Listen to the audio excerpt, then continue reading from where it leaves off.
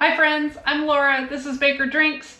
We've made it through another month together, and I'm going to share my bottle kills and my bottle haul for the month of February. So first we'll go through the bottle kills. I've got a Yellowstone bourbon whiskey, 93 proof. I don't think I'll be replacing this. It was easy to drink, tasted okay, but nothing special. Then I've got Henry McKenna, 10-year, bottled in bond. We do replace this one. We have had a backup, so this is not a problem that we killed that one. Then we've got Elijah Craig small batch.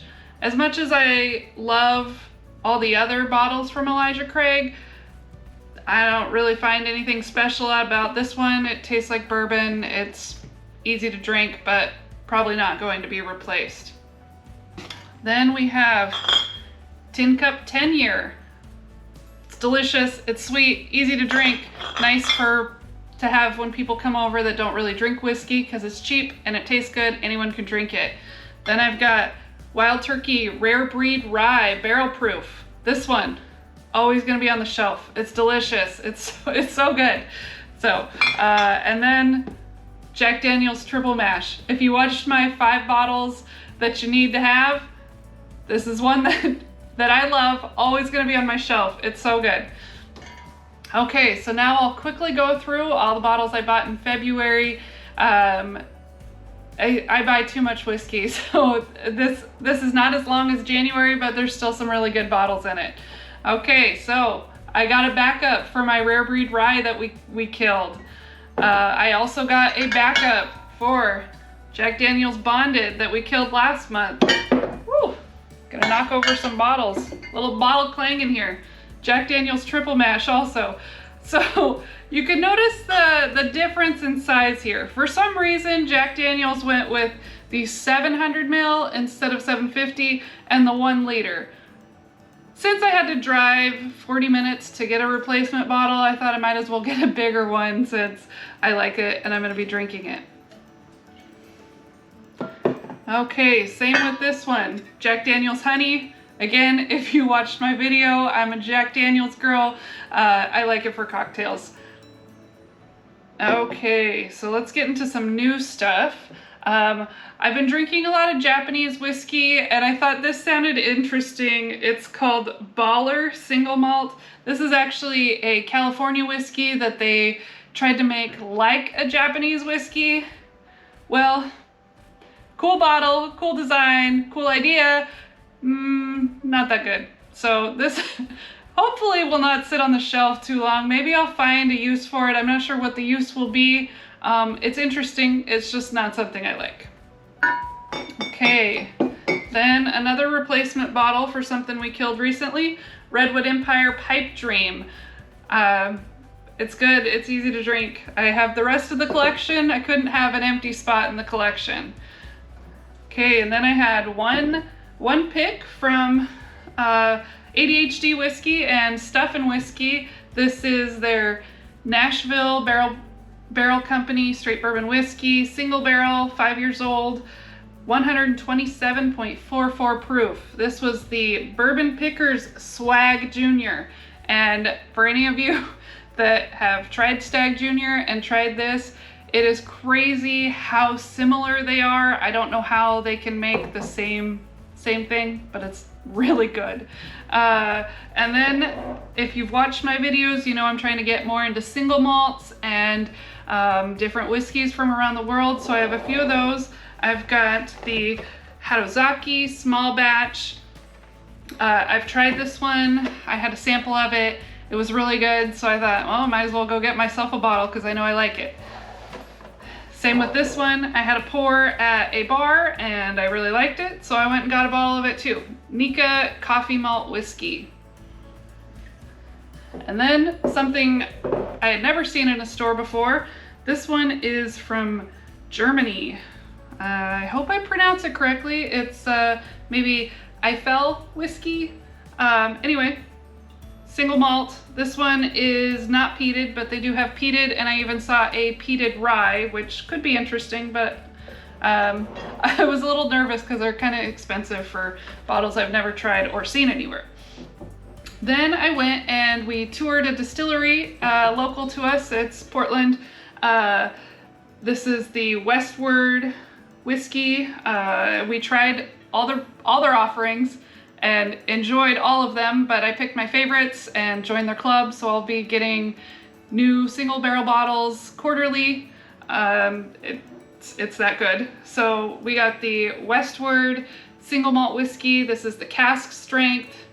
It is amazing how good this is. And then we also got the rum cask finished version. I plan to do a review of these soon, so I can tell you more about the notes of them. But if you see these bottles, I know it's an American single malt, sounds scary, but it is really good. It's fruity, it's easy to drink, it's amazing. And if you're in Portland, they really treat you well. They were wonderful, they explained lots to us. They seem passionate about what they do. It's a small company, but they produce amazing whiskey. Okay, now I'll get into the stuff that people seem a little more interested in. They're mostly backup bottles and then one crazy bottle. So Eagle Rare has been difficult to find lately. I think it's a little crazy how difficult to find.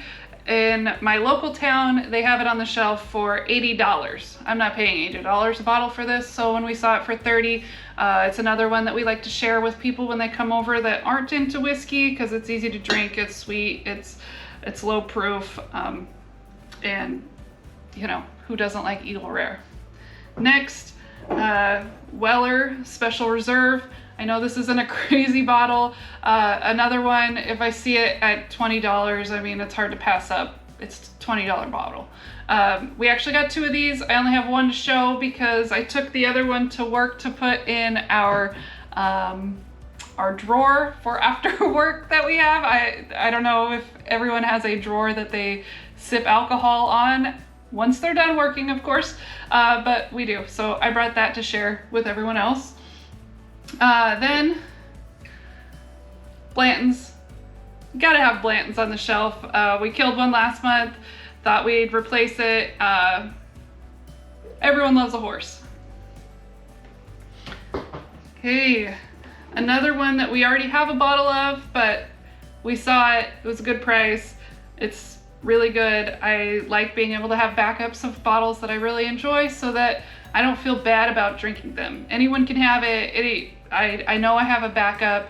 I'm not gonna be out and then wishing I had it. So Old Forester single barrel strength. We actually compared this with our other one. While similar, this one actually seemed better to me. This was a Total Wine pick. And then another bottle, Colonel E.H. Taylor Barrel Proof, uncut, unfiltered. This one we haven't opened yet because we have pretty much half a bottle of the other one left, but now we have a backup. We've seen it on the shelf a couple times, but in my local area, everything is crazy priced, so when we see it for a good price somewhere else, it's hard to pass up.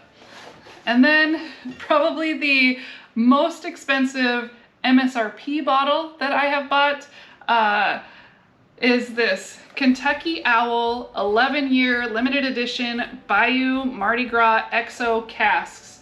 This is a $500 MSRP bottle, which seems absolutely crazy, but I don't know. Sometimes maybe I have a drink before I go shopping. That's probably not a good idea, but I actually waited on this one. I thought about it, and I love Kentucky Owl.